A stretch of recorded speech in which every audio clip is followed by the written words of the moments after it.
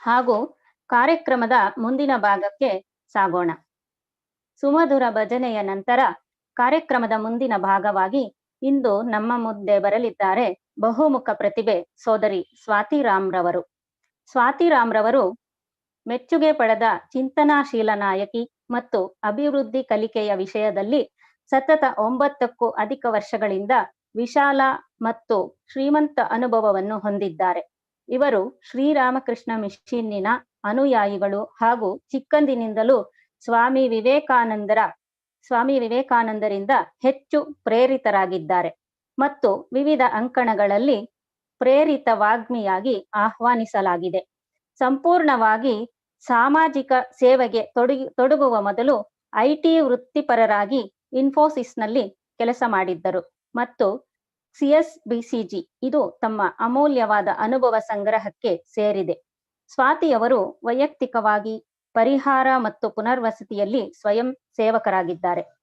ಉತ್ತರಾಖಂಡದಲ್ಲಿ 2013ರಲ್ಲಿ ಹಾಗೂ ಚೆನ್ನೈನಲ್ಲಿ 2015ರಲ್ಲಿ ಪ್ರವಾಹದ ಸಮಯದಲ್ಲಿ ಕುಂಭ ಸೇವಾ ಮಿತ್ರ ಎಂಬ ಸಂಘದಲ್ಲಿ ಸೇವೆಯನ್ನು ಸಲ್ಲಿಸಿದ್ದಾರೆ. ಪ್ರಯಾಗ ಕುಂಭ 2019ರಲ್ಲಿ ಸ್ವಯಂ ಸೇವಕರಾಗಿ ಸೇವೆ ಸಲ್ಲಿಸಿದ್ದಾರೆ. ನಗರದ ಕೊಳಗೇರಿಗಳು, ಗ್ರಾಮೀಣ ಮತ್ತು ಬುಡಕಟ್ಟು ಪ್ರದೇಶಗಳ ಅಭಿವೃದ್ಧಿ ಕಾರ್ಯಗಳಲ್ಲೂ ತಮ್ಮ ಪ್ರಭಾವವನ್ನು ಬೀರಿದ್ದಾರೆ. ಅನೇಕ NGO ಹಾಗೂ ಶಿಕ್ಷಣ ಸಂಸ್ಥೆಗಳ ಸಹಕಾರದಿಂದ ಸಮಾಜದ ಎಲ್ಲಾ ಹಂತಗಳ ಅಗತ್ಯತೆಗಳ ಬಗ್ಗೆ ತಿಳಿದುಕೊಂಡು ಅವುಗಳನ್ನು ಪೂರೈಸುತ್ತಿದ್ದಾರೆ. ಸ್ವಾಮಿ ವಿವೇಕಾನಂದರ ಬೋಧನೆಗಳು, ಸೇವಾ ಪರಿಕಲ್ಪನೆ, ಭಾರತದ ಅಭಿವೃದ್ಧಿ ಇತ್ಯಾದಿಗಳ ಬಗ್ಗೆ ಅನೇಕ ಅಂಕಣಗಳಲ್ಲಿ ಸಮುದಾಯ ಮತ್ತು ಸ್ವಯಂ ಸೇವಕಿಯಾಗಿ ಅಧ್ಯಕ್ಷತೆಯನ್ನು ವಹಿಸಿದ್ದಾರೆ.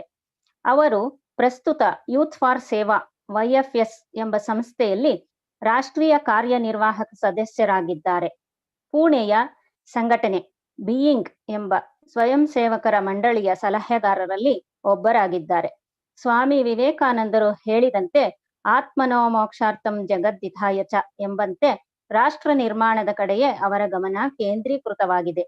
ಇಂತಹ ಧೀಮಂತ ಸ್ತ್ರೀ ಶಕ್ತಿ ಸೋದರಿ ಸ್ವಾತಿ ರಾಮ್ ರವರಿಗೆ ಕ್ಷೇಮಂಕರಿಯ ಸತ್ಸಂಗ ಕೇಂದ್ರದ ಪರವಾಗಿ ಆದರದ ಹಾಗೂ ಆತ್ಮೀಯ ಸ್ವಾಗತವನ್ನು ಪ್ರಣಾಮಗಳೊಂದಿಗೆ ಕೋರುತ್ತಿದ್ದೇನೆ. ಈಗ ಸೋದರಿ ಸ್ವಾತಿಯವರು ತಮ್ಮ ಉಪನ್ಯಾಸವನ್ನು ಪ್ರಾರಂಭಿಸಬೇಕೆಂದು ವಿನಂತಿಸಿಕೊಳ್ಳುತ್ತೇನೆ.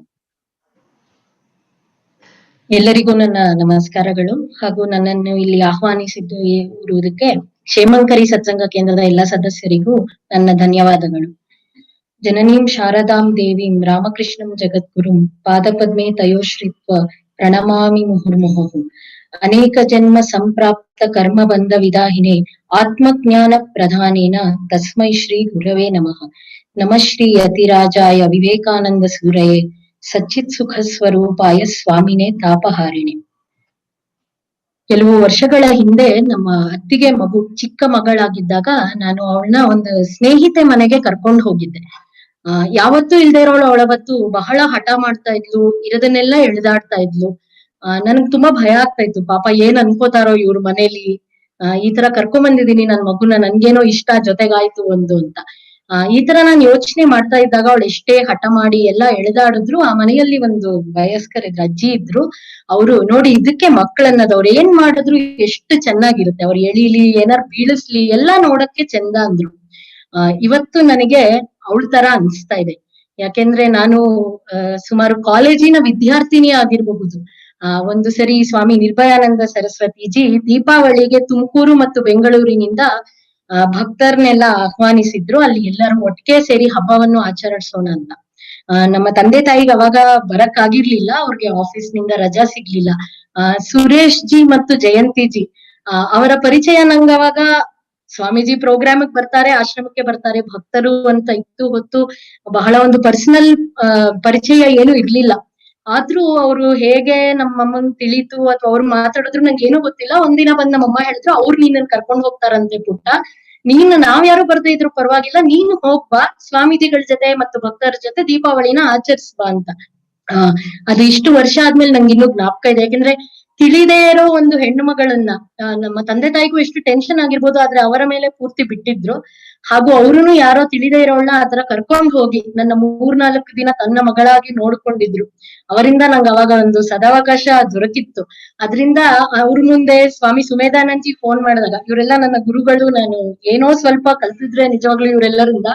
ಹಾಗಾಗಿ ಇಂಥ ಹಿರಿಯರ ಮುಂದೆ ಮಾತಾಡ್ಬೇಕಂತ ಭಯ ಆಗ್ತಿತ್ತು. ಭಯ ಅಂದ್ರೆ ಅದು ರೆವರೆನ್ಶಿಯಲ್ ಫಿಯರ್ ಅಂತಾರಲ್ಲ, ಆತರ ಗೌರವದಿಂದ ಬರುವ ಒಂದು ಹೆದರಿಕೆ. ಆಮೇಲೆ ಆ ಮಗು ತರ ನಂಗೆ ಅನ್ಸ್ತು, ಮಕ್ಳು ಏನ್ ಮಾಡಿದ್ರು ಕ್ಷಮಿಸ್ತಾರಲ್ವಾ ನಮ್ ಹಿರಿಯರು, ಆತರ ಒಂದು ಇದರಲ್ಲಿ ಇವತ್ತು ಇಂಥ ಹಿರಿಯರಿಂದಾನೆ ನಮ್ಮ ತಂದೆ ತಾಯಿ ನನ್ನನ್ನು ಆಶ್ರಮಕ್ಕೆ ಕರ್ಕೊಂಡು ಹೋಗಿ ನನ್ನ ಜೀವನದಲ್ಲಿ ಬಹುಶಃ ರಾಮಕೃಷ್ಣರು ಕೊಟ್ಟಿರುವ ಬಹು ದೊಡ್ಡ ಒಂದು ಆಶೀರ್ವಾದ ಅಂತಾನೆ ಅಂದರೆ ಇಂಥ ಹಿರಿಯರು ಮತ್ತು ಸ್ವಾಮೀಜಿಗಳ ಸತ್ಸಂಗ. ಬಹಳ ಚಿಕ್ಕ ವಯಸ್ಸಿನಿಂದ, ಇಲ್ಲಾಂದ್ರೆ ಯಾವ ದಾರಿಲಿ ಇರ್ತಿದ್ವಿ ಅಂತ ನಂಗೂ ಗೊತ್ತಿಲ್ಲ.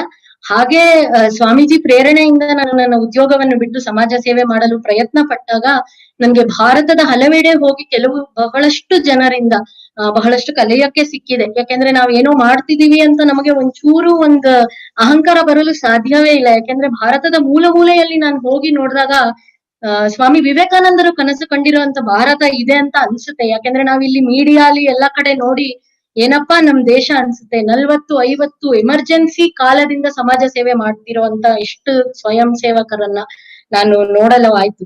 ಆದ್ದರಿಂದ ಇಂಥ ಹಿರಿಯರಿಂದ ಕಲ್ತಿರೋ ವಿಷಯಗಳನ್ನು ಹಾಗೂ ಇಂಥ ಜನದಿಂದ ನನಗೆ ಸಿಕ್ಕಿರುವ ಕೆಲವು ಲೈಫ್ ನ ಎಕ್ಸ್ಪೀರಿಯನ್ಸಸ್ ಅನ್ನು ಇವತ್ತು ನಾನಿಲ್ಲಿ ಶೇರ್ ಮಾಡ್ಕೊಳಕ್ಕೆ, ಹಂಚ್ಕೊಳಕ್ಕೆ ಇಷ್ಟಪಡ್ತೇನೆ. ಅವಕಾಶಕ್ಕಾಗಿ ಯಾವಾಗಲೂ ಚಿರಋಣಿಯಾಗಿರುತ್ತೇನೆ. ನನ್ಗೆ ಸ್ವಾಮೀಜಿ ಮತ್ತು ಸುರೇಶ್ ಜಿ ಟಾಪಿಕ್ ಅಂತ ಕೇಳಿದಾಗ ಉತ್ತಿಷ್ಠತಾ ಜಾಗ್ರತಾ ಪ್ರಾಪ್ಯವರ ನಿಬೋಧದ ಬಗ್ಗೆ ಮಾತಾಡ್ಬೋದಾ ಅಂತ ಕೇಳಿದ್ರು. ನಾನು ಈ ಸೆಂಟೆನ್ಸ್ ಬಗ್ಗೆ, ಈ ವಾಕ್ಯದ ಬಗ್ಗೆ, ಈ ಒಂದು ಕಥೋಪನಿಷತ್ತಲ್ಲಿ ಬರುವಂತ ವಾಕ್ಯ, ವಿವೇಕಾನಂದರು ಇದನ್ನ ಎಷ್ಟು ಹೇಳ್ತಾ ಇದ್ರು, ಹೇಳಿ ಎದ್ದೇಳಿ, ಅರೈಸ್ ಅವೇಕ್ ಅಂತ. ಇದರ ಬಗ್ಗೆ ಯೋಚನೆ ಮಾಡಿದಾಗ ನಂಗೆ ಜ್ಞಾಪಕ ಬಂದಿದ್ದು ಎರಡು. ನಮ್ಮ ತಾಯಿ ನನಗ್ ಬಹಳ ಚಿಕ್ಕ ವಯಸ್ಸಿಂದ ಬೇರೆ ಏನು ನನ್ಗೆ ಜಾಸ್ತಿ ಜ್ಞಾಪಕ ಇಲ್ದೇ ಇದ್ರು ಯಾವಾಗಲೂ arise awake, stop not till the goal is reached ಅಂತ ಹೇಳ್ತಾ ಇರೋರು. ಅದು ಸ್ಕೂಲ್ ಎಕ್ಸಾಮ್ಗೆ ಆಗಿರ್ಬೋದು ಅಥವಾ ಬೇರೆ ಯಾವ್ದಾದ್ರು ಕಾಂಪಿಟೇಷನ್ ಹೋದ್ರೆ ಆಗ್ಬಿಡ್ಬೋದು, ಅದು ಒಂಥರ ಮೈಂಡ್ ಅಲ್ಲಿ ಹೆಚ್ಚಾಗಿರುತ್ತೆ ಅಂತಾರಲ್ಲ, ಆತರ ಒಂದು ವಾಕ್ಯ ನಂಗೆ ಆ ವಯಸ್ಸಿಂದ ಜ್ಞಾಪಕ ಇತ್ತು. ಇನ್ನೊಂದು ನನಗೆ ಜ್ಞಾಪಕ ಬಂದಿದ್ದು, ನಾನು 25-26 ವರ್ಷದಲ್ಲಿ ಈ ತರ IT ಉದ್ಯೋಗ ಬಿಟ್ಟಾಗ ಬಹಳಷ್ಟು ಜನ ನನ್ನ ಹುಚ್ಚಿ ಅಂತ ಕರೆದ್ರು.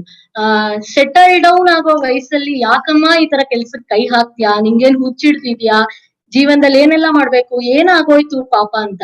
ನನ್ಗೆ ಇದು ತುಂಬಾ ಒಂಥರ ಏನ್ ಅನ್ಬೇಕು, ಹ್ಯೂಮರ್ ಅನ್ಸೋದು, ಒಂದು ಕಾಂಟ್ರಾಸ್ಟ್. ಸ್ವಾಮೀಜಿ ಎಷ್ಟು ಕಷ್ಟಪಟ್ರು ಜೀವನವಿಡೀ, ಹೇಳಿ ಎದ್ದೇಳಿ, ಹೇಳಿ ಎದ್ದೇಳಿ, ಅರೈಸ್ ಅವೇಕ್ ಅಂತ ಈ ಕಥೋಪನಿಷತ್ನ ಒಂದು ವಾಕ್ಯವನ್ನು ಬೇರೆ ಬೇರೆ ರೀತಿಯಲ್ಲಿ ಯಾಕೆ ನಾವು ಹೇಳಬೇಕು, ಎದ್ದೇಳಬೇಕು, ಭಾರತ ವಿಶ್ವಗುರು ಆಗಬೇಕು, ಈ ತರ ಸುತ್ತ ಜನಾಂಗವನ್ನು ಎಬ್ಬಿಸಕ್ಕೆ ಸ್ವಾಮೀಜಿ ಅಷ್ಟು ಕಷ್ಟಪಟ್ಟಾಗ ಎಲ್ಲಾರು ಸೆಟಲ್ ಡೌನ್ ಅಂತ ಇರ್ತಾರಲ್ಲ ಯಾವಾಗ್ಲೂ, ಯಾವಾಗ ಮುಗಿಯುತ್ತೆ ಈ ಸೆಟಲ್ ಡೌನ್ ಅನ್ನೋದು ಅಂತ.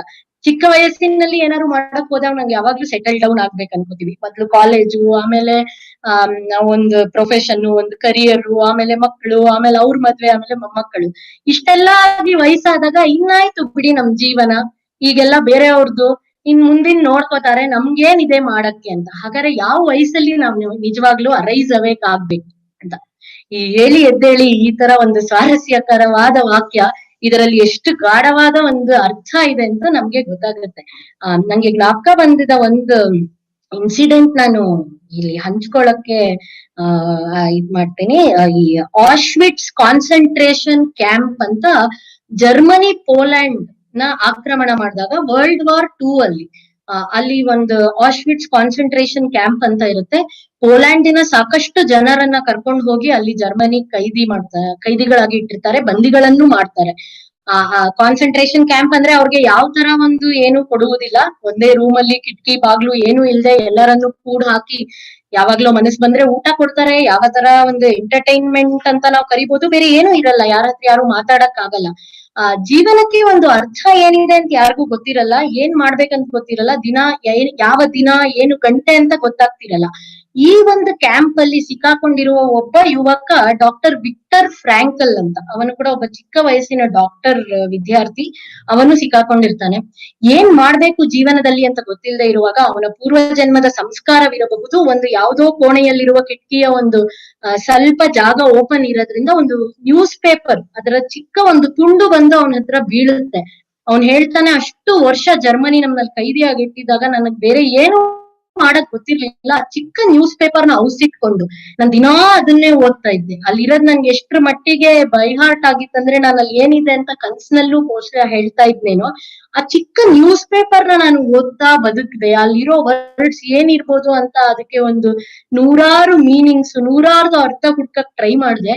ಅಲ್ಲಿದ್ದಾಗ ನನಗೆ ಗೊತ್ತಾಯ್ತು ಜೀವನದಲ್ಲಿ ಗುರಿ, ಅರ್ಥ, ಉದ್ದೇಶ ಎನ್ನುವುದು ಎಷ್ಟು ಮುಖ್ಯ ಎಂದು.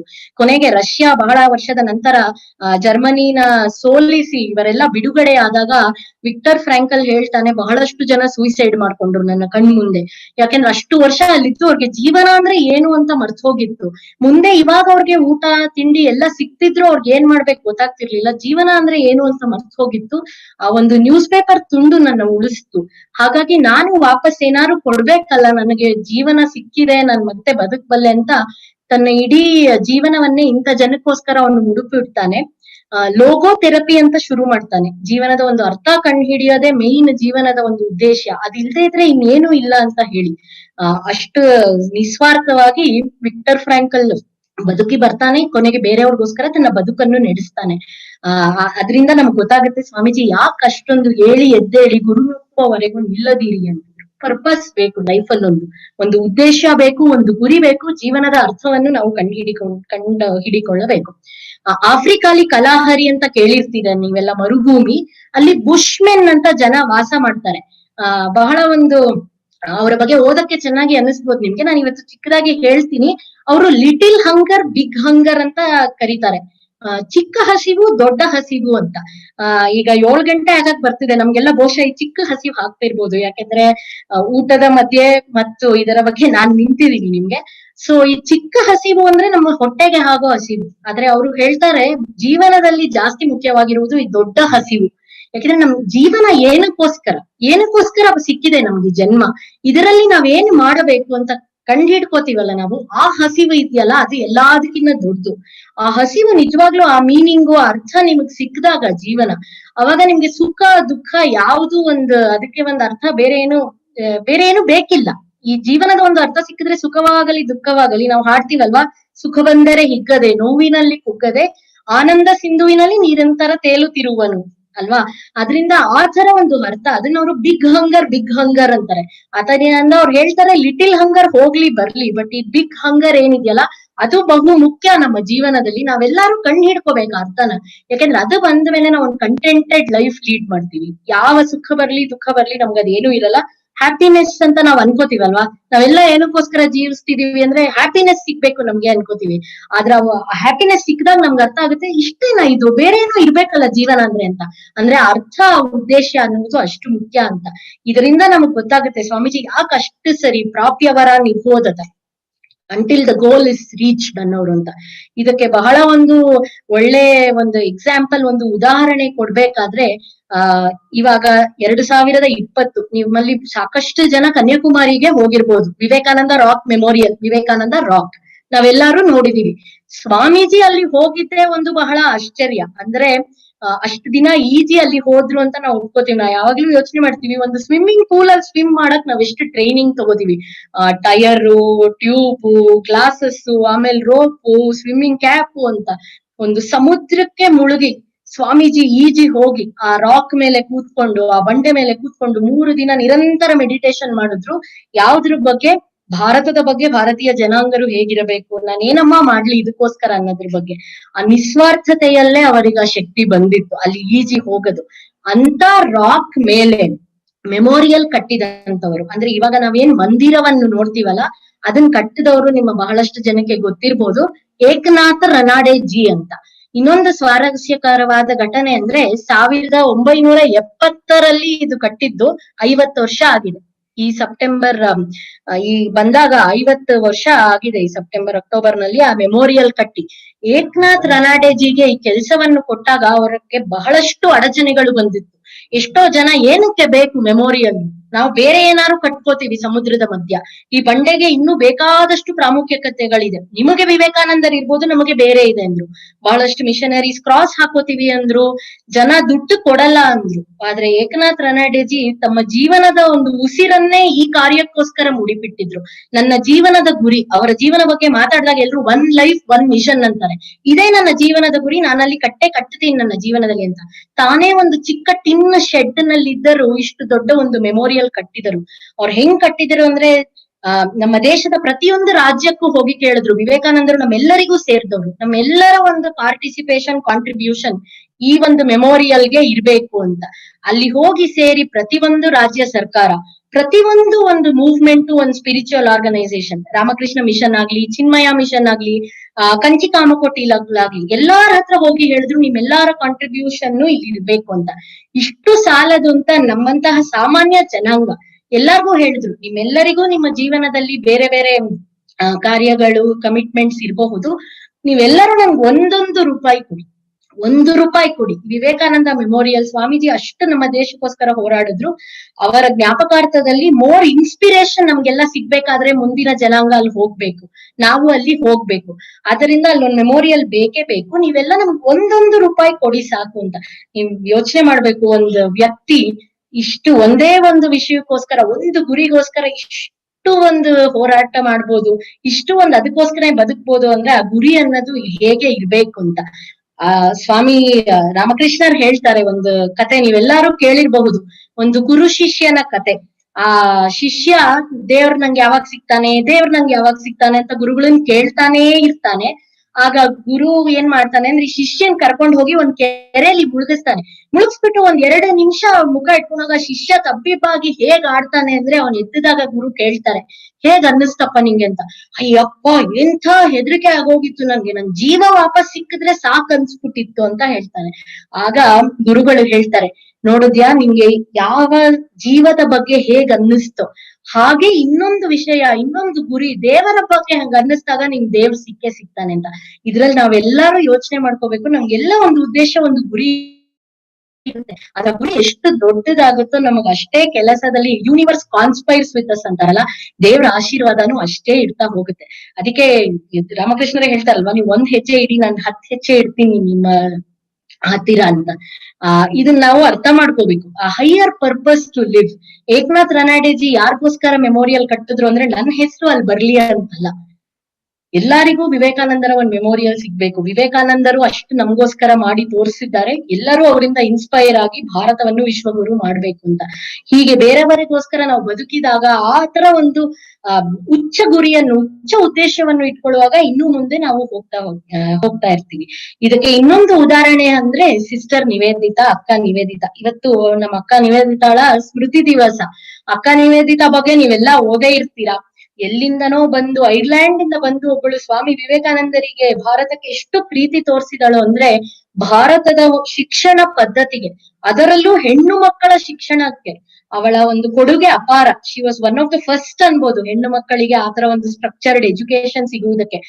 ಸಿಸ್ಟರ್ ನಿವೇದಿತಾ ಜೀವನದಲ್ಲಿ ನನಗ್ ಜ್ಞಾಪಕ ಬರೋ ಒಂದು ಬಹಳ ಒಂದು ಇನ್ಸ್ಪೈರಿಂಗ್ ಇನ್ಸಿಡೆಂಟ್ ಅಂದ್ರೆ, ಹೆಣ್ಣು ಮಕ್ಕಳ ಶಾಲೆ ಕಟ್ಟುವಾಗ ತಾನು ಡೋರ್ ಟು ಡೋರ್ ಹೋಗಿ, ಅಂದ್ರೆ ಮನೆಗೆ ಹೋಗಿ ಬಾಗಿಲು ತಟ್ಟಿ ಡೊನೇಷನ್ ಕೇಳ್ತಾಳೆ.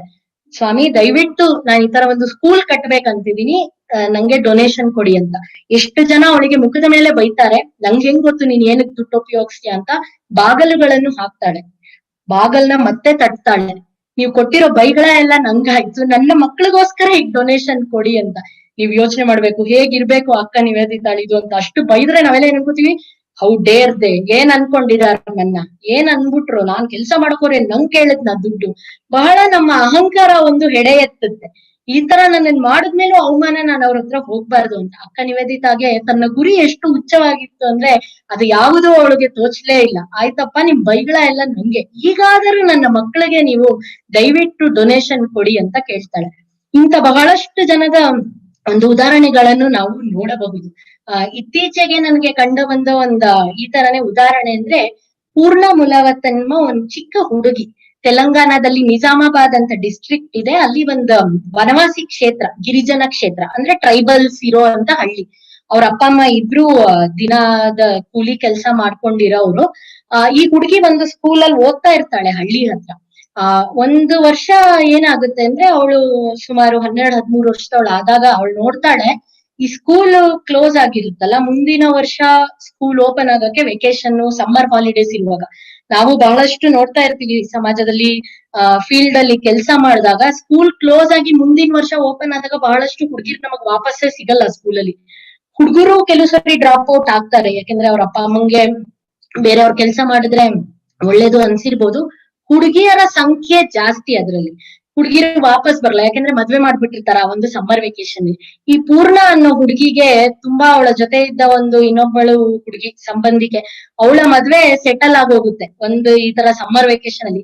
ಆ ಹೆದರಿಕೆಗೆ ಪೂರ್ಣ ಏನ್ ಮಾಡ್ತಾಳೆ, ಅವಳು ಸ್ಕೂಲಿನಿಂದ ಭುವನಗಿರಿ ಅಂತ ಇದೆ ಹೈದರಾಬಾದ್ ಹತ್ರ, ಬೆಟ್ಟ ಗುಡ್ಡ, ಅಲ್ಲಿ ಮೌಂಟೇನಿಯರಿಂಗ್ ಅಥವಾ ರಾಕ್ ಕ್ಲೈಂಬಿಂಗ್ ಅನ್ಬೋದು, ಆ ಕೋರ್ಸ್ ನ ಅವರು ಸ್ಕೂಲ್ ನಲ್ಲಿ ಆರ್ಗನೈಸ್ ಮಾಡಿರ್ತಾರೆ. ಅವಳಿಗೆ ಯಾವತ್ತು ಬೆಟ್ಟ ಗುಡ್ಡ ಇದು ಏನು ಆರ್ಗನೈಸ್ ಮಾಡಿರೋ ಕೋರ್ಸ್ ಯಾವ್ದು ಏನು ಜಾಸ್ತಿ ವಿಷಯ ತಿಳಿದೇ ಇದ್ದರೂ, ಅಯ್ಯೋ ವೆಕೇಶನ್ ಅಲ್ಲಿ ನನಗೆ ಮದುವೆ ಮಾಡ್ಬಿಟ್ರೆ ಕಷ್ಟ ಅಲ್ಲ, ನಂಗೆ ಓದಕ್ ಇಷ್ಟ ಅಂತ ಆ ಕೋರ್ಸ್ ಗೆ ಅವಳು ಸೈನ್ ಅಪ್ ಮಾಡ್ಕೋತಾಳೆ. ಇವತ್ತು ಪೂರ್ಣ ಮೂಲಾವತ್ ಅವತ್ತು ಭುವನಗಿರಿ ಹತ್ತಕ್ಕೆ ಹೆದ್ರಿ ಏನಕ್ಕೆ ಅಂತ ಗೊತ್ತಿಲ್ಲದೆ ಹೋಗಿದ್ದ ಹುಡುಗಿ ಮೌಂಟ್ ಎವರೆಸ್ಟ್ ಹತ್ತಿದಳು. ಮೌಂಟ್ ಎವರೆಸ್ಟ್ ಹತ್ತಿದಲ್ಲಿ ಅವಳು ಎಲ್ಲಾರ್ಗಿನ್ನ ಚಿಕ್ಕವಳು, ಯಂಗೆಸ್ಟ್ ಗರ್ಲ್ ವರ್ಲ್ಡ್ ನಲ್ಲಿ. ಅವಳ ಎಲ್ಲಾರ್ಗಿನ್ನ ಚಿಕ್ಕ ಹುಡುಗಿ ಪ್ಲಸ್ ಯಂಗೆಸ್ಟ್ ಇಂಡಿಯನ್. 13 ವರ್ಷ 11 ತಿಂಗಳಿಗೆ ಮೌಂಟ್ ಎವರೆಸ್ಟ್ ಅನ್ನ ಹತ್ತಿದಳು 2014ರಲ್ಲಿ. ಇವತ್ತವಳು ಅದೇ ತರ ವಿಶ್ವದಲ್ಲಿ 6 ಬೇರೆ ಬೇರೆ ಪೀಕ್ ಗಳನ್ನ ಹತ್ತಿದ್ದಾಳೆ. ಇತ್ತೀಚೆಗೆ ನಾನು ಪೂರ್ಣ ಮುಲಾವತ್ ಹತ್ರ ಒಂದ್ ಇಂಟರ್ವ್ಯೂ ನೋಡ್ತಾ ಇದ್ದೆ. ಅವಳನ್ನ ಯಾರೋ ಕೇಳಿದ್ರು, ನಿಂಗೆ ಭಯ ಆಯ್ತಾ ಮೌಂಟ್ ಎವರೆಸ್ಟ್ ಹತ್ಬೇಕಾದ್ರೆ ಅಂತ. ಆ ಹುಡ್ಗಿಗೆ ಎಷ್ಟು ಅವಳ ಆನ್ಸರ್ ಹೊಳಿತೋ ಅಥವಾ ಸುಮ್ನೆ ಮನಸ್ಸಿನಿಂದ ಅದ್ ಬಂತ ಗೊತ್ತಿಲ್ಲ. ಅವಳು ಏನ್ ಹೇಳಿದ್ಲು ಅಂದ್ರೆ, ಮೌಂಟ್ ಎವರೆಸ್ಟ್ ಹತ್ತಕ್ ನಂಗೆ ಒಂಚೂರು ಭಯ ಆಗ್ಲಿಲ್ಲ, ಆದ್ರೆ ನಾನ್ ಮೊದಲನೇ ಹೆಜ್ಜೆ ಇಟ್ನಲ್ಲ ಭುವನ್ಗಿರಿ ಹತ್ತಕ್ಕೆ, ಅವತ್ತು ನನಗೆ ತುಂಬಾ ಭಯ ಆಗಿತ್ತು ಅಂತ ಹೇಳಿದ್ಲು. ಇದ್ರಲ್ಲಿ ನಾವು ಕಲಿಬೇಕಾಗಿರೋದು ಏನು ಅಂದ್ರೆ, ನಮ್ಮ ಜೀವನದ ಗುರಿಯಲ್ಲೂ ಅಷ್ಟೇ ಆ ಮೊದಲನೇ ಹೆಜ್ಜೆ ನಮ್ಗೆ ತುಂಬಾ ಕಷ್ಟ ಕೊಡುತ್ತೆ. ನಾನ್ ಏನ್ ಮಾಡ್ಬೇಕು, ಇದ್ ಮಾಡ್ಬೋದಾ ಇಲ್ವಾ, ಇದ್ ಮಾಡದೇ ಇದ್ರೆ ನಾನ್ ಇನ್ನೇನೋ ಮಾಡ್ಬೋದಲ್ವಾ, ಇದ್ ಮಾಡಿದ್ರೆ ನಂಗೆ ನಿಜವಾಗ್ಲೂ ಸಕ್ಸಸ್ ಸಿಗುತ್ತಾ, ಇದನ್ನ ಅಗೇನ್ ಮತ್ತೆ ಜ್ಞಾಪಿಸ್ಕೋಬಹುದು. ರಾಮಕೃಷ್ಣರ್ ಹೇಳಿದ್ದು, ಒಂದ್ ಹೆಜ್ಜೆ ಇಡು ಮಗು, ನಾನು 10 ಹೆಜ್ಜೆ ಇಡುತ್ತೇನೆ ಅಂತ.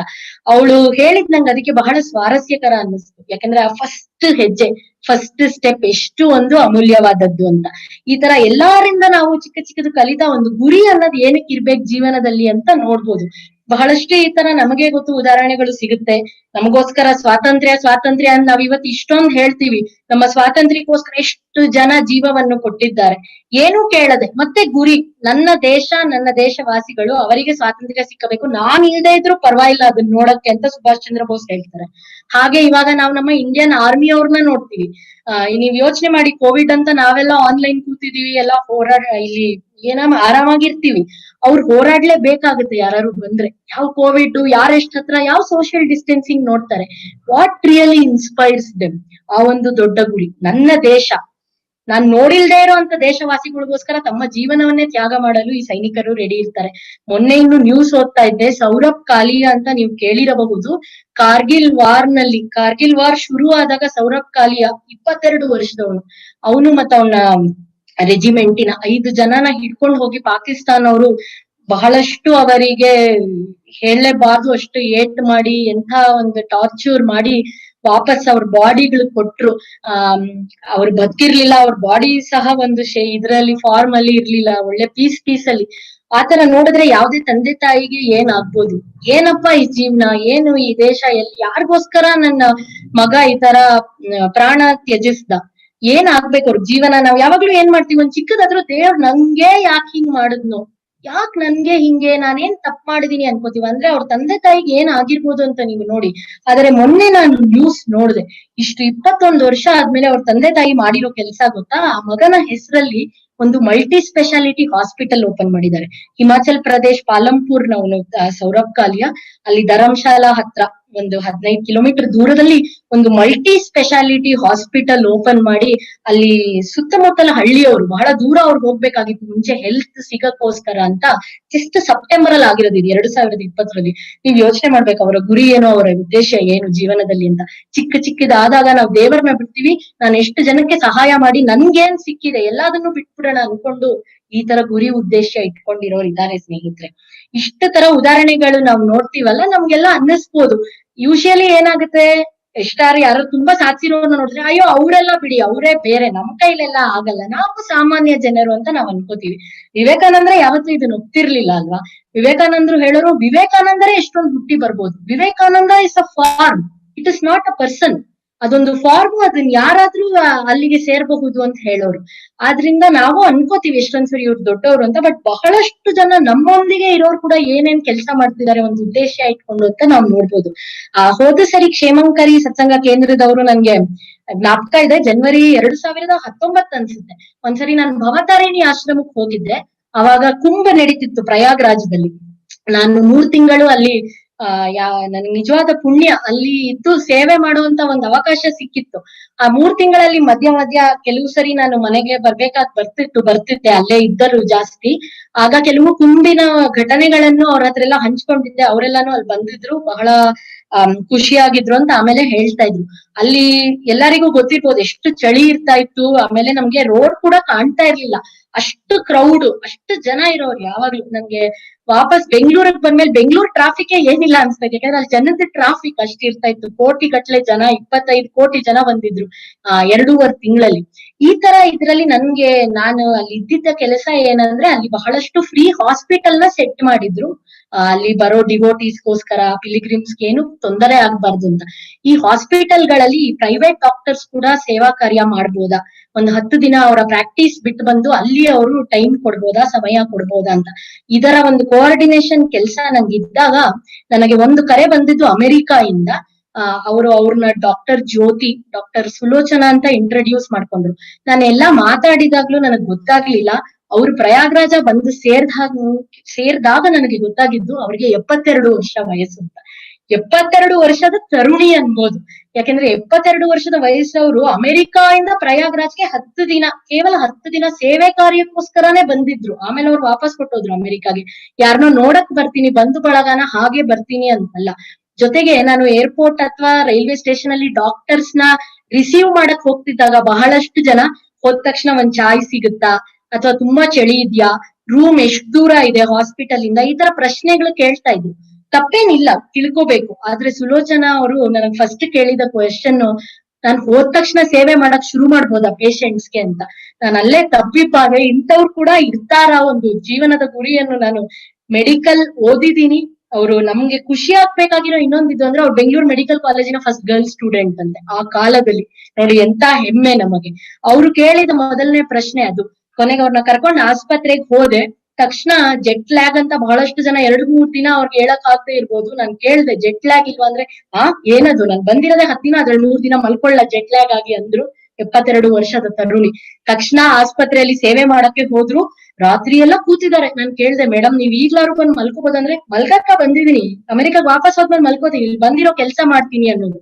ಊಟ ತಿಂಡಿ ಕರೆದ್ರೆ ಪೇಷಂಟ್ಸ್ ಇನ್ನು ಕೂತಿದ್ದಾರೆ, ಅವ್ರು ಹೋದ್ಮೇಲೆ ಬರ್ತೀನಿ ಅನ್ನೋರು. ಕೊನೆಗೆ ಅವ್ರು ಹೊರಡುವ ದಿನ ನನ್ಗೆ ಏನ್ ಹೇಳಿದ್ರು ಗೊತ್ತಾ, ಮುಂದಿನ ಕುಂಭ ಬರುತ್ತಲ್ಲ, ನಾ ಕೇಳಿದ್ರು ಯಾವಾಗ ಅಂತ. ನಾ ಹೇಳ್ದೆ 2022ರಲ್ಲಿ ಹರಿದ್ವಾರಲ್ಲಿ ನಡೆಯುತ್ತೆ ಅಂತ. ನೋಡೋಣ ಸ್ವಾತಿ, ದೇವ್ರ ಇಚ್ಛೆ ಇದ್ರೆ ನಾನು ಅಲ್ಲೂ ಬಂದ್ ಸೇವೆ ಮಾಡ್ತೀನಿ, ನಂಗೆ ಫೋನ್ ಮಾಡು ಅಂತ ಹೇಳಿದ್ರು. ನೋಡ್ಬೇಕು ನೀವು, ಉದ್ದೇಶ, ಗುರಿ. ಬಹಳಷ್ಟು ಸರಿ ವಯಸ್ಸಾಗಿದೆ ನಮ್ಗೆ ಅಂತ ನಾವ್ ಅನ್ಕೋತೀವಿ. ನಮ್ಮಮ್ಮನ ಬೈತಾಳ್ತೀನಿ ನಾನು ಯಾವಾಗ್ಲೂ, ಯಾಕಮ್ಮ ಹಾಗಂತೀಯ, ನಿಂಗೆ ಏನ್ ವಯಸ್ಸಾಗಿದೆ, ದಾರಿ ತೋರಿಸೋಳು ನೀನ್, ಆಶ್ರಮದ್ ನಮ್ದು, ನೀನ್ ಹಿಂಗ್ ಮಾತಾಡ್ಬಾರ್ದು, ವಿವೇಕಾನಂದ್ರು ಮೆಚ್ಚಲ್ಲ ಅಂತ. ಈ 72 ವರ್ಷದ ಜ್ಯೋತಿಜಿ ನಂಗ ಅದನ್ನ ಕಲಿಸ್ಕೊಟ್ರು.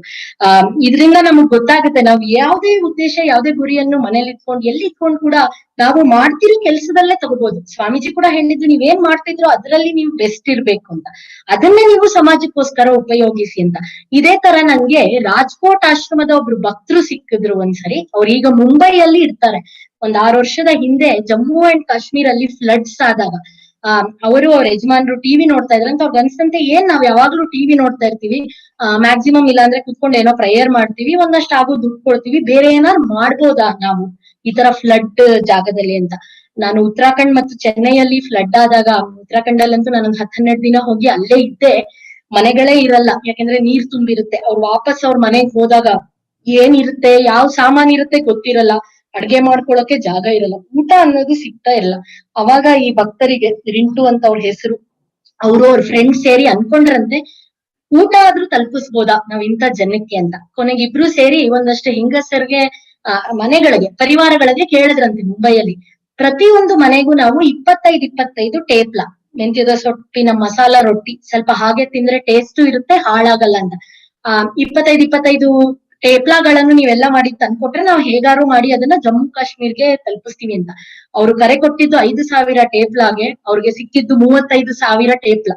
35,000 ಟೇಪ್ಲ ಬಂದು ಅದರಿಂದ ತುಂಬಾ ಒಂದು ಖುಷಿಯಾಗಿ ಒಂದು ಆಶ್ಚರ್ಯಕರವಾಗಿ ಇಂಡಿಗೋ ಮತ್ತು ಜೆಟ್ ಏರ್ವೇಸ್ ಬಂದು ಅವ್ರಿಗೆ ಹೇಳಿದ್ರಂತೆ, ನೀವ್ ಇಷ್ಟು ಕೆಲಸ ಮಾಡಿದೀರಾ, ನಾವು ಫ್ರೀ ಆಗಿ ತಗೊಂಡೋಗಿದ್ದೀನಿ ಜಮ್ಮು ಕಾಶ್ಮೀರ ಕೊಡ್ತೀವಿ ಅಂತ. ಅವಾಗ ಫುಡ್ ಆರ್ಮಿ ಅಂತ ಶುರು ಮಾಡಿದ್ರು ರಿಂಟು ಮತ್ತು ಅವರ ಬಳಗ ಸೇರಿ. ಇವತ್ತಿಗೂ ಎಲ್ಲಾದ್ರೂ ಈ ತರ ನಡೆದಾಗ ಊಟ ತಿಂಡಿ ಕಳಿಸ್ತಾರ ಅವ್ರು. ನಾನ್ ಚೆನ್ನೈ ಕೂರ್ಗಲ್ಲೆಲ್ಲ ಈ ತರ ಫ್ಲಡ್ ಆದಾಗ ಕೆಲಸ ಮಾಡ್ತಿದ್ದಾಗ ಅವ್ರು ನನ್ಗೆ ಫೋನ್ ಮಾಡಿದ್ರು, ಏನ್ ಸ್ವಾತಿ ಕಳಿಸ್ಬೋದಾ ಅಂತ. ನಾನ್ ಹೇಳ್ದೆ ನಂಗೆ ಗೊತ್ತಿಲ್ಲ, ನಾವು ಏನಾರು ಕೊಡ್ತೀವಿ ಅಂತ ಕಳಿಸ್ಬಿಡ್ಬೋದು, ಬಟ್ ಅವರಿಗೆ ಕೂಡ ಚಪಾತಿ ಎಷ್ಟು ತಿಂತಾರೋ ನಂಗೆ ಚೆನ್ನೈಯಲ್ಲಿ ಗೊತ್ತಿಲ್ಲ ಅಂತ. ಬೇರೆಯವ್ರಾಗಿದ್ರೆ ಬಹುಶಃ ಬಿಡೋರೇನು, ನಾನ್ ಕೊಡೋದ್ ಚಪಾತಿ ಬೇಕಾರ್ ಅವ್ರು ತಗೊಳ್ಳಿ ಅಂತ. ರಿಂಟು ತಕ್ಷಣ ಕೇಳಿದ್ರು, ಏನ್ ಮಾಡ್ಬೋದು ಮತ್ತೆ ಅವಲಕ್ಕಿ ಒಗ್ಗರಣೆ ಮಾಡಿ ಕಳಿಸ್ಬೋದಾ, ಹೇಗಾದ್ರೂ ಹಾಳಾಗ್ದೇ ಇರೋ ತರ, ಏನ್ ತಿಂತಾರಲ್ಲಿ ಹೇಳಿ, ಆ ತರದನ್ನೇ ನಾವು ಕೊಡ್ತೀವಿ. ಯಾಕಂದ್ರೆ ನಮ್ ಗುರಿ ಇರೋದು ಈ ತರ ಆದಾಗ ಜನಕ್ಕೆ ಊಟ ಸಿಗ್ಬೇಕು, ಅನ್ನದಾನ ಸೇವೆ ಆಗ್ಲೇಬೇಕಂತ ಕಡೆ ಅಂತ ನೋಡಿ. ಎಷ್ಟು ನಾವ್ ಯೋಚನೆ ಮಾಡಿದ್ರು ಚಿಕ್ಕ ಚಿಕ್ಕದ್ರಲ್ಲಿ ನಾವು ಒಂದು ಗುರಿ, ಒಂದು ಹೈಯರ್ ಪರ್ಪಸ್ ಆಫ್ ಲೈಫ್ ಇಟ್ಕೊಂಡು ಕೆಲಸ ಮಾಡ್ಬೋದು. ಇದೇ ಅನ್ಸುತ್ತೆ ನನ್ ಸ್ವಾಮೀಜಿ ಹೇಳಿ ಎದ್ದೇಳಿ ಗುರಿ ಮುಟ್ಟುವವರೆಗೂ ನಿಲ್ಲದಿರಿ ಅನ್ನೋದು. ಯಾಕೆಂದ್ರೆ ಸೇವೆ ಅನ್ನೋದಂತೂ ಭಾರತದಲ್ಲಿ ನಮ್ಮ ಸಂಸ್ಕೃತಿ, ನಮ್ಮ ಸಂಸ್ಕಾರ ಯಾವಾಗಿಂದ ನಡೆದು ಬಂದಿದೆ ಅಲ್ವಾ. ಈ ವಾರಾನ್ನ ಮಾಡೋರು, ಮುಂಚೆ ಒಂದು ಪಕ್ಷಿ ಆಗ್ಲಿ ಪ್ರಾಣಿ ಆಗ್ಲಿ ಊಟ ಇಲ್ಲದೆ ತಿಂತಾ ಇರ್ಲಿಲ್ಲ. ಹ್ಯುಮ್ಯಾನಿಟಿ ಅಂದ್ರೆ ಮನುಷ್ಯನಿಗೆ ಅದು ಬೇರೆಯವ್ರಿಗೋಸ್ಕರ ಕೆಲಸ ಮಾಡೋದು ಒಂದು ಇನ್ಹರೆಂಟ್ ಬಿಹೇವಿಯರ್ ಅನ್ಬೋದು. ಭಾರತ ಸಂಸ್ಕೃತಿಯಲ್ಲಿ ಅದಕ್ಕೆ ಹೆಚ್ಚು ಪ್ರಾಧಾನ್ಯತೆ, ಸೇವಾ ಅನ್ನೋದಕ್ಕೆ. ಸ್ವಾಮೀಜಿನೇ ಹೇಳ್ತಾರಲ್ಲ, even the least bit of good done for others awakens in your heart, instills in your heart the strength of a lion ಅಂತ. ಯಾರಿಗೆ ಒಂಚೂರ್ ನಾವು ಒಳ್ಳೇದ್ ಮಾಡಿದ್ರು, ಅವ್ರ ಬಗ್ಗೆ ಒಂದು ಒಳ್ಳೆ ಯೋಚನೆ ಮಾಡಿದ್ರು ಸಾಕು, ನಮ್ಮ ಹೃದಯದಲ್ಲಿ ಒಂದು ಸಿಂಹನಷ್ಟು ಶಕ್ತಿ ಬರುತ್ತೆ ಅಂತ. ಇವೆಲ್ಲ ಅದಕ್ಕೆ ಉದಾಹರಣೆಗಳು. ನಾವು ಇಷ್ಟೆಲ್ಲ ನೋಡಿದೀವಲ್ಲ. ನನ್ಗೆ ಒಂದು ಸ್ವಾಮಿ ಪುರುಷೋತ್ತಮಾನಂದಜಿ ಅವರು, ನಾನು ಕಾಲೇಜಲ್ಲಿ ನನ್ಗೆ ಹೇಳಿದ ಮಾತು ಜ್ಞಾಪಕ ಬರುತ್ತೆ. ಬೆಳಗಾಂ ಆಶ್ರಮ ಇನಾಗ್ಯುರೇಷನ್ ಮಾಡಿದಾಗ ನಮ್ಗೆಲ್ಲ ಅದೆಷ್ಟು ಸ್ಪೆಷಲ್ ನೋಡಿ. ಅದೇನ್ ನಾನ್ ಯಾವತ್ತೂ ಅನ್ಕೊಂಡಿರ್ಲಿಲ್ಲ, ಬಟ್ ಬೆಳಗಾಂ ಆಶ್ರಮದ ಇನಾಗ್ಯುರೇಷನ್ ದಿವಸನೇ ನನ್ಗೆ ಎಕ್ಸಾಮ್ ಇತ್ತು, ನನ್ನ ಇಂಜಿನಿಯರಿಂಗ್ 7th ಸೆಮ್. ನಂಗೆ ಅಷ್ಟು ಡೇಟ್ ಅದು ಯಾಕೆ ಜ್ಞಾಪಕ ಇದೆ ಅಂದ್ರೆ ಎಕ್ಸಾಮ್ಗೋಸ್ಕರ ಅಲ್ಲ, ಯಾಕಂದ್ರೆ ಬೆಳಗಾಂ ಆಶ್ರಮದ ಇನಾಗ್ಯುರೇಷನ್ ನಂಗೆ ಮಿಸ್ ಆಯ್ತು ಅಂತ. ಬಹಳಷ್ಟು ಯೋಚನೆ ಮಾಡಿ ಮಾತಾಡಿ ತೀರಾ ಮನೆಯವರೆಲ್ಲಾರ್ಗು ಮಿಸ್ ಆದ್ರೆ ಸರಿಗಿರಲ್ಲ ಅಂತ ಎಲ್ಲೋ ಒಂದ್ ಕಡೆ ಬೇಜಾರಿದ್ರು ನಮ್ಮ ತಂದೆ ತಾಯಿ ನನ್ ತಂಗಿಗೆ ಹೊರಡಿ ಅಂದ್ರೆ ಅವರು ಕೂಡ ಹೊರಟ್ರು. ಒಂಥರ ಒಳ್ಳೇದೇ, ಯಾಕಂದ್ರೆ ನಾವ್ ಯಾವಾಗ್ಲೂ ಆಧ್ಯಾತ್ಮಿಕತೆನ ಬೇರೆ ಲೌಕಿಕದ ಮೇಲೆ ಇಡ್ಬೇಕು. ಅಯ್ಯೋ ಮಗಳು ಬಿಟ್ಟು ಹೋಗ್ಬೋದು ಅಂತ ಅನ್ನಿಸ್ಬೋದು, ಬಟ್ ಅಂತ ಒಂದು ಲೈಫ್ ಲಾಂಗ್ ಮೆಮೊರಿ ಅದು ಅವ್ರ ಪುಣ್ಯಕ್ಕೆ ಮಿಸ್ ಆಗ್ಲಿಲ್ಲ. ಆದ್ರೂ ನಾನು ಒಬ್ಳೆ ಊರಲ್ಲಿದ್ದೆ, ನನ್ಗೆ ಬಹಳ ಬೇಜಾರಾಗ್ತಿತ್ತು. ಸ್ವಾಮೀಜಿ ಎಷ್ಟು ಬ್ಯುಸಿ ಇರ್ಬೋದು, ಪುರುಷೋತ್ತಮಾನಂದಜಿ ಬಿಡ್ಲಿಲ್ಲ, ಫೋನ್ ಮಾಡ್ದೆ ನಾನು, ಅವ್ರಿಗೆ ತಡೆಯಕ್ಕೆ ಆಗ್ಲಿಲ್ಲ. ನಂಗೆ ಸಿಕ್ತಾರೋ ಇಲ್ವೋ ಗೊತ್ತಿಲ್ಲ, ಆದ್ರೂ ಅವ್ರಿಗೆ ಒಂದ್ ಫೋನ್ ಕಾಲ್ ಮಾಡಿ, ಅವ್ರು ಎತ್ತದೇ ಇದ್ರು ಪರವಾಗಿಲ್ಲ, ಅವ್ರಿಗೆ ಮಾಡಿದೀನಿ ಅನ್ನೋ ಒಂದ್ ಸಮಾಧಾನ ನನ್ಗೆ ಇರುತ್ತೆ ಅಂತ ಮಾಡ್ದೆ. ಸ್ವಾಮೀಜಿ ಫೋನ್ ಎತ್ತಿದ್ರು, ಹೇಳಮ್ಮ ಅಂದ್ರು. ನೋಡಿ ಸ್ವಾಮೀಜಿ ಈ ತರ ಆಗೋಗಿದೆ, ನನ್ಗೆ ಎಕ್ಸಾಮ್ ಇದೆ, ಎಲ್ಲಾರು ಬಂದಿದ್ದಾರೆ, ನಾನ್ ಏನ್ ಮಾಡ್ಲಿ ಹೇಳಿ, ನಂಗೆ ಎಷ್ಟು ಬೇಜಾರಾಗ್ತದೆ ಅಂದ್ರೆ. ನನ್ಗೆ ನಿಜವಾಗ್ಲೂ ಅಷ್ಟು ಆ ಸ್ವಾಮೀಜಿ ಅಷ್ಟು ಜನ ಭಕ್ತರಿದ್ರು, ಒಬ್ಬೊಬ್ರುನು ನನ್ ಕಂಡ್ರೇನೆ ಇವ್ರಿಗೆ ಜಾಸ್ತಿ ಇಷ್ಟ ಅಂತ ನೋಡ್ಕೊಳ್ಳೋರಲ್ಲ, ಅದು ನಂಬಕ್ಕಾಗಲ್ಲ ಇವತ್ತವರೆಗೂ. ಬಟ್ ಜೀವನದಲ್ಲಿ ಅದೇನೋ ಒಂದು ನಿಜವಾದ ಪುಣ್ಯ ಅಷ್ಟೇ. ಸ್ವಾಮೀಜಿ ನಂಗೆ ಅವತ್ ಹೇಳಿದ್ದ ಮಾತು, ನೋಡು ಜೀವನದಲ್ಲಿ ಯಾವಾಗ್ಲೂ ನಮ್ಗೆ ಈ ತರ ಬರ್ತಾ ಇರುತ್ತೆ ಸಂದರ್ಭಗಳು. ನಾವೇನೋ ಕೆಲ್ಸದಲ್ಲಿ ಇರ್ತೀವಿ, ಬಹಳ ದೊಡ್ಡ ಕಾರ್ಯಗಳು ಬೇರೆ ಕಡೆ ನಡೀತಿರ್ಬೋದು, ಆದರೆ ನಮ್ಮ ಕೆಲ್ಸ, ನಾವ್ ಎಷ್ಟು ನಮ್ಮ ಡ್ಯೂಟಿ, ನಮ್ಮ ಕರ್ತವ್ಯ ಅಂತ ನಮ್ಮ ಕೈಯಲ್ಲಿ ಎಷ್ಟೇ ಚಿಕ್ಕ ಕೆಲ್ಸ ಇದ್ರು, ಈಗ ನೀನ್ ಎಕ್ಸಾಮ್, ಅದನ್ನ ನೀನ್ ಎಷ್ಟು ಡ್ಯೂಟಿ, ನಿನ್ನ ಕರ್ತವ್ಯ ಅನ್ಕೊಂಡು ಎಷ್ಟು ಕಮಿಟ್ಮೆಂಟ್ ಇಂದ ಆ ಎಕ್ಸಾಮ್ ಬರೀತೀಯೋ, ಅಷ್ಟು ಹತ್ರ ನೀನ್ ರಾಮಕೃಷ್ಣರ್ಗ ಆಗ್ತೀಯ. ಅದು ಒಂದು ತಪಸ್ಸಾಗ್ಬೇಕು, ನಿನ್ನ ಕೆಲಸ ನಿನಗ್ ತಪಸ್ಸಾಗ್ಬೇಕು. ಬೇರೆ ಕಡೆ ಎಷ್ಟೋ ದೊಡ್ಡ ದೊಡ್ಡ ಕೆಲಸಗಳು ನಡೀತಿರ್ಬೋದು, ನೀನ್ ಯಾವ ಕೆಲಸ ತಗೋತೀಯೋ ಆ ಕೆಲಸ ನಿನ್ನ ಜೀವನದಲ್ಲಿ ನಿನ್ನ ತಪಸ್ಸಾಗ್ಬೇಕು. ಅದು ಜೀವನದಲ್ಲಿ ನಮಗೆ ದೇವ್ರ ಹತ್ರ ಜಾಸ್ತಿ ಹತ್ರ ತಗೊಂಡು ಹೋಗುತ್ತೆ ಅಂತ ಹೇಳಿದ್ರು. ಅವಾಗ ನನ್ಗೆ ಅದು ಸಮಾಧಾನ ಕೊಡ್ತು, ಬಟ್ ಎಕ್ಸಾಮ್ಗೆ ಕರೆಕ್ಟ್ ಆಗಿತ್ತು ಅನ್ನಿಸ್ತು. ಇವಾಗ ನಾನು ಯೋಚನೆ ಮಾಡಿದಾಗ ಬಹಳಷ್ಟು ಸರಿ ವಿವೇಕಾನಂದ ಜಯಂತಿ ನಡೀತಿರುತ್ತೆ, ಇನ್ನು ಹಲವಾರು ಕಾರ್ಯಕ್ರಮಗಳು ಆಶ್ರಮದಲ್ಲಿ ನಡೆದಾಗ ನಾನು ಹಿಡಿದಿರುವ ದಾರಿಯಿಂದ ನಾನು ಯಾವಾಗ್ಲೂ ಬೇರೆ ಕಡೆ ಹೋಗ್ಬೇಕಾಗ್ ಬರುತ್ತೆ. ಆಶ್ರಮದಲ್ಲಿ ಹೋಮ ಅಟೆಂಡ್ ಮಾಡೋಣ ಅಂದ್ರೆ ಆಗಲ್ಲ, ಉಷಾ ಕೀರ್ತನೆಗೆ ಹೋಗೋಣ ಅಂದ್ರೆ ಆಗಲ್ಲ, ಯಾಕಂದ್ರೆ ಇನ್ನೆಲ್ಲೋ ಟಾಕ್ ಕರ್ದಿರ್ಬೋದು, ಇಲ್ಲ ನಾವೇ ಕೆಲವು ಪ್ರೋಗ್ರಾಮ್ಸ್ ಹಮ್ಮಿಕೊಂಡಿರ್ತೀವಿ. ಅದನ್ನೆಲ್ಲಾ ಬಿಟ್ಟು ಈ ಕಾರ್ಯಕ್ರಮಕ್ಕೆ ನಾನು ಹೋಗ್ಬೇಕಾಗಿ ಬರ್ಬೋದು. ಆದ್ರೆ ಸ್ವಾಮೀಜಿ ಆ ಮಾತು ನಂಗೆ ಇವಾಗ ಅನ್ಸುತ್ತೆ, ನನಗ ಅವಾಗ ಗೊತ್ತಿತ್ತು, ಬಟ್ ಸ್ವಾಮೀಜಿಗೆ ಎಷ್ಟು ಮುಂದಾಲೋಚನೆ ಇತ್ತು, ಅವರೊಂದು ವಿಷನರಿ ಅಂತ. ಯಾಕಂದ್ರೆ ಜೀವನದಲ್ಲಿ ನಮ್ ಕೈಲಿರುವ ಒಂದು ಕೆಲಸ ಇದೆ, ಅದ್ ಏನೇ ಆಗ್ಲಿ. ಸ್ವಾಮೀಜಿ ನಂಗೆ ಹೇಳೋರು, ಅಡ್ಗೆ ಮನೇಲಿ ಅಡ್ಗೆ ಮಾಡೋದ್ ಕೂಡ ತಪಸ್ಸು ಅಂತ. ಇವತ್ತವರೆಗೂ ನಂಗೆ ಅನ್ಸುತ್ತೆ ಎಷ್ಟು ಈ ಡೆಡಿಕೇಶನ್ ಕಮಿಟ್ಮೆಂಟ್ ಇಂದ ನಾವು ಹೊರಗಡೆ ಕೆಲಸ ಮಾಡ್ಬೋದು, ನಾವ್ ಅಡ್ಗೆ ಮಾಡಿದ್ರು ಅದನ್ನ ಅಷ್ಟೇ ಕಮಿಟ್ಮೆಂಟ್ ಇಂದ ತಪಸ್ ತರ ಮಾಡ್ಬೇಕು ಅಂತ. ಆ ಒಂದು ಹೇಳ್ಕೊಟ್ಟಿತ್ತು ಸ್ವಾಮೀಜಿ ನಂಗೆ ಅವಾಗ ಅರ್ಥ ಆಯ್ತು. ಯಾವ ಗುರಿ ಯಾವ ಉದ್ದೇಶ ಇಟ್ಕೋತೀವೋ ಅದನ್ನ ತಪಸ್ಸಿನ ದೃಷ್ಟಿಯಲ್ಲಿ ಮಾಡಿದಾಗ, ಯಾಕೆ ನಾವ್ ಅನ್ಕೋಬಹುದು ಆ ಗುರಿಯಿಂದ ನನ್ಗೆ ಏನ್ ಸಿಗುತ್ತೆ ಅಂತ, ಅದನ್ನ ತಪಸ್ಸಿನ ದೃಷ್ಟಿಯಲ್ಲಿ ಮಾಡಿದಾಗ ನಾವು ಭಗವಂತಗೆ ಜಾಸ್ತಿ ಪ್ರೀತಿ ಪಾತ್ರರಾಗ್ತೀವಿ, ಅವನಿಗೆ ಜಾಸ್ತಿ ಹತ್ರ ಆಗ್ತೀವಿ ಅಂತ. ಎಷ್ಟು ಚೆನ್ನಾಗಿದೆ ನೋಡಿ. ಜೀವನದ ಗುರಿ ಕೊನೆಗಿದೆ ಅಲ್ವಾ? ಗುರಿಯನ್ನು ಸೇರುವವರೆಗೂ ನೀ ಅರೆಕ್ಷಣ ನಿಲ್ಲದೆ ಮುನ್ನಡೆ ಸಖನೆ, ನಿನ್ನಯ ಗುರಿಯು ಆತ್ಮ ದರ್ಶನ. ಕೊನೆಗೆ ನಮ್ಗೆಲ್ಲ ಸಿಗ್ಬೇಕಾಗಿರೋದು ನಾವ್ ಏನ್ ಸೆಲ್ಫ್ ರಿಯಲೈಸೇಷನ್, ಗಾಡ್ ರಿಯಲೈಸೇಷನ್ ಅಂತೀವಲ್ಲ, ಅದು ಹೇಗೆ ಸಿಗುತ್ತೆ ಅಂದ್ರೆ ನಮ್ಮ ಕೈಯಲ್ಲಿರೋ ಕೆಲಸ ಅದೇನೇ ಆಗಬಹುದು. ಯಾವ ಕೆಲಸನೂ ಚಿಕ್ಕದಲ್ಲ. ಕರೋನಾ ಟೈಮಲ್ಲಂತೂ ನಾವ್ ನೋಡ್ತಿದೀವಿ, ನಾವೆಲ್ಲ ಮನೇಲಿ ಆರಾಮಾಗಿ ಕೂತಿದ್ರು ನಾವ್ ಹೇಗೆ ಚಿಕ್ಕ ಕೆಲಸ ಅನ್ಕೋಬಹುದು, ಆದ್ರೆ ಆ ಕಸ ಎತ್ತವ್ರು ಇದಾರಲ್ಲ, ಜೀವಂತ ದುರ್ಗೆಯರು ಅಂತ ನಾವ್ ಅಂತೀವಲ್ವಾ ಆಶ್ರಮದಲ್ಲಿ, ಅವ್ರು ಹೋಗಿ ನಾವೆಲ್ಲ ನಿಜವಾಗ್ಲೂ ಎಷ್ಟು ಚಿರಋಣಿಗಳಾಗಿರ್ಬೇಕು. ಯಾಕಂದ್ರೆ ಅವ್ರ ಕೆಲ್ಸ ಬಿಡಕ್ ಸಾಧ್ಯ ಆಯ್ತಾ? ಆ ಡಾಕ್ಟರ್ಸ್ ಕೆಲ್ಸ ಬಿಡಕ್ ಆಗ್ಲಿಲ್ಲ. ಹಾಗಾಗಿ ಎಲ್ಲ ಕೆಲ್ಸ ಎಷ್ಟು ಇಂಪಾರ್ಟೆಂಟ್. ನಾವ್ ಮಾಡೋ ಕೆಲ್ಸ ತಪಸ್ಸಾಗಿರ್ಬೇಕು. ನಾವ್ ಏನೇ ಮಾಡಲಿ ಅದು ತಪಸ್ಸಾಗಿರ್ಬೇಕು ಅಂತ ಅವತ್ ಸ್ವಾಮೀಜಿ ನಂಗೆ ಹೇಳ್ಕೊಟ್ಟಿತ್ತು ಬಹಳ ಸಾಂದರ್ಭಿಕ ಅಂತ ನಂಗೆ ಅನ್ನಿಸ್ತು. ಈ ಆತ್ಮಜ್ಞಾನ ಅಥವಾ ನಾವು ಗುರಿಯನ್ನು ಸೇರುವವರೆಗೂ ಅಂತ ಹೇಳಿದಾಗ ಆತ್ಮ ದರ್ಶನ ಜ್ಞಾನ, ಅದೇ ನಮ್ಮ ಗುರಿ. ನಿನ್ನಯ ಗುರಿಯು ಆತ್ಮದರ್ಶನ ಅಂದಾಗ ನಂಗೆ ತುಂಬಾ ಜ್ಞಾಪಕ ಬರೋದು ರಮಣ ಮಹರ್ಷಿ ಅವರ ಒಂದು ಹಾಡು. ನಾನು ಸ್ಕೂಲ್ ಟೈಮ್ ನಲ್ಲಿ ಇದ್ದಾಗ ನಾ ಹೇಳ್ದಂಗೆ ಒಂದು ಪುಣ್ಯ ಅಂದ್ರೆ ಈ ತರ ಹಿರಿಯರು ಸಿಕ್ಕಿತ್ತು ನನ್ನ ಜೀವನದಲ್ಲಿ. ನಂಗೆ ನಮ್ಮ ಮ್ಯೂಸಿಕ್ ಟೀಚರ್ ನಾಗಲಕ್ಷ್ಮಿ ದತ್ತಾರಾವ್ ಅಂತ ತುಂಬಾ ನೆನೆಸ್ಕೋತೀನಿ. ಯಾಕೆಂದ್ರೆ ಅವರು ನಮ್ಗೆ ಎಂತೆಂತ ಒಳ್ಳೆ ಹಾಡುಗಳು ಹೇಳ್ಕೊರು, ಜೊತೆಗೆ ಫೋರ್ಸಾರು ಮಾಡಿ ರಮಣ ಮಹರ್ಷಿ ಆಶ್ರಮ, ಇಸ್ಕಾನ್ ಇಲ್ಲೆಲ್ಲ ನಡೆಯೋ ಕಾಂಪಿಟೇಷನ್ ಗಳಿಗೆ ನಮ್ಮನ್ನ ಕರ್ಕೊಂಡು ಹೋಗೋರು. ಅವರು ಹಾಡು ಹೇಳ್ಕೊಡ್ತಿದ್ರು. ಅವಾಗ ನಂಗೆ ಅದೆಷ್ಟು ಅದರ ಅರ್ಥ, ಅದ್ರಲ್ಲಿರೋ ಒಂದು ಸ್ವಾರಸ್ಯಕರ ಇದು ನಂಗೆ ಗೊತ್ತಾಗ್ತಿತ್ತೋ ಇಲ್ವೋ ಇವಾಗ ಯೋಚನೆ ಮಾಡಿದಾಗ ಅನ್ಸುತ್ತೆ. ಆ ದೇಶಭಕ್ತಿ ಆಗ್ಲಿ, ಆ ಒಂದು ಆಧ್ಯಾತ್ಮಿಕತೆ ಆಗ್ಲಿ, ಎಲ್ಲೋ ಅದು ಬೀಜ ಬಿತ್ತಿದ್ದು ಒಂದು ಮನೆಯಿಂದ. ಯಾಕಂದ್ರೆ ನಮ್ಮ ತಂದೆ ತಾಯಿ ಎಲ್ಲ ಆಶ್ರಮಕ್ಕೆ ಹೋಗೋರು, ಇನ್ನೊಂದು ನಮ್ಮ ಮ್ಯೂಸಿಕ್ ಟೀಚರ್ ನನ್ನ ಸ್ಕೂಲಿಂದ ಅಂತ. ಯಾಕಂದ್ರೆ ಅವಾಗೆಲ್ಲ ನಿಜವಾದ ಆಲಯ ಆಗಿತ್ತು ವಿದ್ಯಾಲಯ ಅನ್ನೋದು. ಈ ರಮಣ ಮಹರ್ಷಿ ಒಂದು ಲೈಫ್ ಅಲ್ಲಿ ನೀವೆಲ್ಲರೂ ನೋಡಿರ್ಬೋದು. ರಮಣ ಮಹರ್ಷಿ ಅಂದ್ರೆ ಎಲ್ರಿಗೂ ಜ್ಞಾಪಕ ಬರೋದು ಅವರು ನಾನ್ ಯಾರು, ಹೂ ಎಮ್ ಐ ಅನ್ನೋ ಕ್ವಶನ್ ಎಲ್ರು ಕೇಳ್ಕೊಬೇಕಂತಾನೆ ಯಾವಾಗ್ಲೂ ಹೇಳ್ತಾರೆ. ಒಂದು ಸೊಗಸಾದ ಗೀತೆ. ಒಂದ್ಸತಿ ಅವರ ತಾಯಿ ಅಳಗಮ್ಮಾಳ್ ಅಂತ ಬಂದು, ಬಾರೋ ರಮಣ ಹಪ್ಳ ಮಾಡೋಣ, ನಂಗೆ ಸ್ವಲ್ಪ ಸಹಾಯ ಮಾಡು, ನನ್ ಕೈ ನೋವ್ತಾ ಇದೆ, ವಯಸ್ಸಾಗಿದೆ ಅಂದಲ್ಲ, ನಾನ್ ನಿಂಗ್ ಹೇಳ್ಕೊಡ್ತೀನಿ ಆಧ್ಯಾತ್ಮಿಕವಾದ ಹಪ್ಪಳ ಹೇಗ್ ಮಾಡುವುದು ಅಂತ ಹೇಳ್ತಾರೆ. ಅದೊಂದು ಹಾಡಿದೆ. ಆ ಹಾಡಿವತ್ತು ಹೇಳಿ, ಯಾಕೆಂದ್ರೆ ನಂಗೆ ಆತ್ಮಜ್ಞಾನ ಅಥವಾ ಗುರಿ, ಆತ್ಮ ದರ್ಶನದ ಗುರಿ ಅಂದ್ರೆ ಆ ಹಾಡೆ ಜ್ಞಾಪಕ ಬರುತ್ತೆ. ತುಂಬಾ ಚೆನ್ನಾಗಿದೆ. ಗಂಟ್ಲು ಸ್ವಲ್ಪ ಕಟ್ಟಿದೆ, ಚೆನ್ನಾಗ್ ಬರ್ದೇ ಇರ್ಬೋದು, ಬಟ್ ಒಳ್ಳೆ ಸಾಹಿತ್ಯನ ಯಾವಾಗ್ಲೂ ಹಂಚ್ಕೋಬೇಕು ಅಂತ ಅನ್ಸುತ್ತೆ. ತುಂಬಾ ಸ್ವಾರಸ್ಯಕರವಾದ ಹಾಡು. ಆ ಹಾಡನ್ನು ಹೇಳಿ ನನ್ನ ಮಾತನ್ನು ಮುಗಿಸ್ತೇನೆ. ಇನ್ನು 13 ನಿಮಿಷ ಇದೆ, ಅದು ಸರಿಯಾಗಿ ಮುಗಿಯಬಹುದು. ಅಕಸ್ಮಾತ್ ಲೇಟ್ ಆದ್ರೂ ಇವಾಗಲೇ ಇಲ್ಲೆಲ್ಲಾರು ಇರುವರು. ರಾತ್ರಿ ಅಡಿಗೆ ಊಟ ಮಾಡೋ ಟೈಮ್ ನಲ್ಲಿ ಕೂಡ ಇಲ್ಲಿ ಸೇರಿದ್ದಕ್ಕೆ ನಿಮ್ಗೆಲ್ಲ ಧನ್ಯವಾದಗಳನ್ನು ಹೇಳ್ತೇನೆ. ಆ ಹಾಡನ್ನ ನಾನೀಗ ಹೇಳ್ತಾ ಇದ್ದೀನಿ. ಇದು ಹಪ್ಪಳ ಹೇಗೆ ಮಾಡುವುದು ಅನ್ನೋದನ್ನೇ ಜೀವನದ ಆತ್ಮಜ್ಞಾನ ಹೆಂಗ್ ಪಡೆಯಬಹುದು ಅಂತ ಹಪ್ಪಳ ಮಾಡುವ ವಿಧಾನದ ರೂಪದಲ್ಲಿ ಹೇಳಿದ್ರು ರಮಣ ಮಹರ್ಷಿ ಅವರು ಅವರ ತಾಯಿಗೆ. ತಿಳಿನಿ ಹಪ್ಪಳ ಮಾಡುವುದ, ತಿಳಿನಿ ಹಪ್ಪಳ ಮಾಡುವುದ, ಸುಖಿಸೋ ಸವಿದು ಅದರ ಹದ, ಸುಖಿಸೋ ಸವಿದು ಅದರ ಹದ, ಸುಖಿಸೋ ಸವಿದು ಅದರ ಹದ.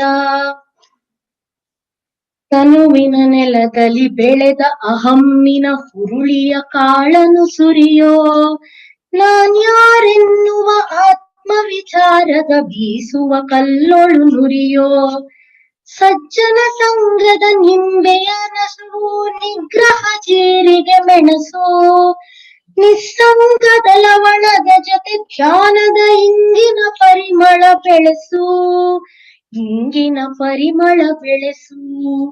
ತಿಳಿನಿ ಹಪ್ಪಳ ಮಾಡುವುದ, ಸುಖಿಸೋ ಸವಿದು ಅದರ ಹದ, ಸುಖಿಸೋ ಸವಿದು ಅದರ ಹದ, ಸುಖಿಸೋ ಸವಿದು ಅದರ ಹದ.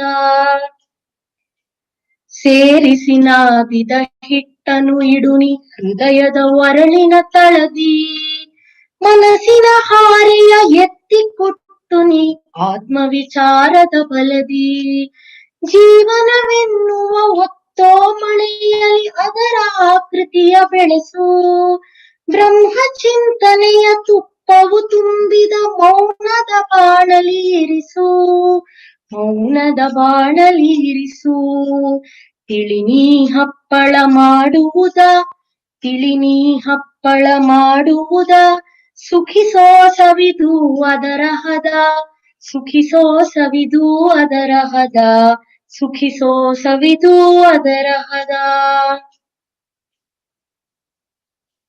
ಜ್ಞಾನದ ಉರಿಯನು ಎಬ್ಬಿಸಿ ಕರಿಯೋ, ಬರಲಿದೆ ಹಪ್ಪಳವೇ. ಜ್ಞಾನದ ಉರಿಯನು ಎಬ್ಬಿಸಿ ಕರಿಯೋ, ಬರಲಿದೆ ಹಪ್ಪಳವೇ. ಸವಿದು ಚಪ್ಪರಿಸಿ ನೋಡೋ, ಅಡಗಿದೆ ಮಾಯೆಯ ಸಪ್ಪಳವೇ, ಮಾಯೆಯ ಸಪ್ಪಳವೇ.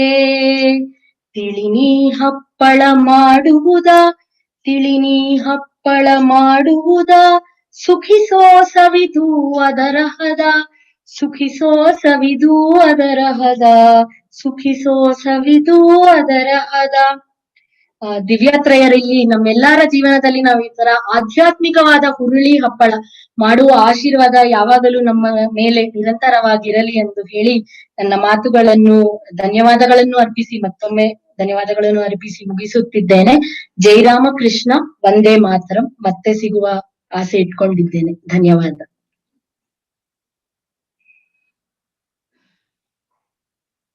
ದಿವ್ಯತ್ರಯರ ಪಾದಗಳಿಗೆ ನಮಸ್ಕಾರಗಳು. ಭಗಿನಿ ಸ್ವಾತಿರಾಮ್ ಅವರಿಗೆ ಪ್ರಣಾಮಗಳು ಹಾಗೂ ಧನ್ಯವಾದಗಳು. ಸ್ವಾತಿ ಅವರ ಅಬ್ಬರ ಪ್ರವಚನ ಮಳೆಯಿಂದ ನಮ್ಮೆಲ್ಲರ ಮುಗ್ಧ ಮುತ್ತು ಮನಸ್ಸುಗಳು ಅರಳಿದೆ. ಡಾಕ್ಟರ್ ವಿಕ್ಟರ್ ಫ್ರಾಂಕಲ್, ಗುರು ಶಿಷ್ಯರು ಸಿಸ್ಟರ್ ನಿವೇದಿತಾ, ಪೂರ್ಣಾ ಹುಡುಗಿ, ಡಾಕ್ಟರ್ ಜ್ಯೋತಿ, ಹೀಗೆ ಅನೇಕರ ಉದಾಹರಣೆಗಳಿಂದ ನಮಗೆ ತಿಳಿಸಿದ್ದೀರಿ. ಗುರಿಯನ್ನು ಮುಟ್ಟುವವರೆಗೂ ನಿಲ್ಲದೆ ಸಾಗಬೇಕು ಮತ್ತು ಭಗವಂತನ ಆಶೀರ್ವಾದದಿಂದ ಮುಟ್ಟುತ್ತೇವೆ ಎಂದು ಸ್ವಾಮಿ ವಿವೇಕಾನಂದರ ನುಡಿಯನ್ನು ಉದಾಹರಣೆಗಳ ಮೂಲಕ ತಿಳಿಸಿಕೊಟ್ಟಿದ್ದೀರಿ. ತಮ್ಮ ತಾಯಿ ತಂದೆಯರ ಪ್ರೋತ್ಸಾಹದಿಂದ ವಿವೇಕಾನಂದರು ಹೇಳಿರುವ ಹಾಗೆ awake, arise, stop not till the goal reached. ನೀವು ಗೋಲ್ ರೀಚ್ ಆಗಿದ್ದೀರಿ ಅನ್ಸುತ್ತೆ. ದೇವರ ಆಶೀರ್ವಾದದಿಂದ ನೀವು ನಿಮ್ಮ ಗುರಿಯನ್ನು ಮುಟ್ಟಿದ್ದೀರಿ. ಹಾಗೆಯೇ ನಿಮ್ಮ ಸ್ಫೂರ್ತಿ ಭಾಷಣದಿಂದ ನಮ್ಮೆಲ್ಲರ ಅರಳಿದ ಮನಸ್ಸುಗಳು ಜಾಗೃತವಾಗಿದೆ. ತಮಗೆ ಎಲ್ಲ ಆಧ್ಯಾತ್ಮಿಕ ಭಕ್ತರು ಹಾಗೂ ಕ್ಷೇಮಂಕರಿ ಸತ್ಸಂಗ ಕೇಂದ್ರದ ಪರವಾಗಿ ಧನ್ಯವಾದಗಳು. ಜೈರಾಮ್ ಕೃಷ್ಣ. ಜೈಕಾರ ಕೊಡಿ, ಜೈಕಾರ ಕೊಡಿ. जय श्री गुरु महाराज जी की जय. जय श्री स्वामी जी महामाई की जय. जय श्री स्वामी जी महाराज जी की जय. जय श्री दुर्गा माई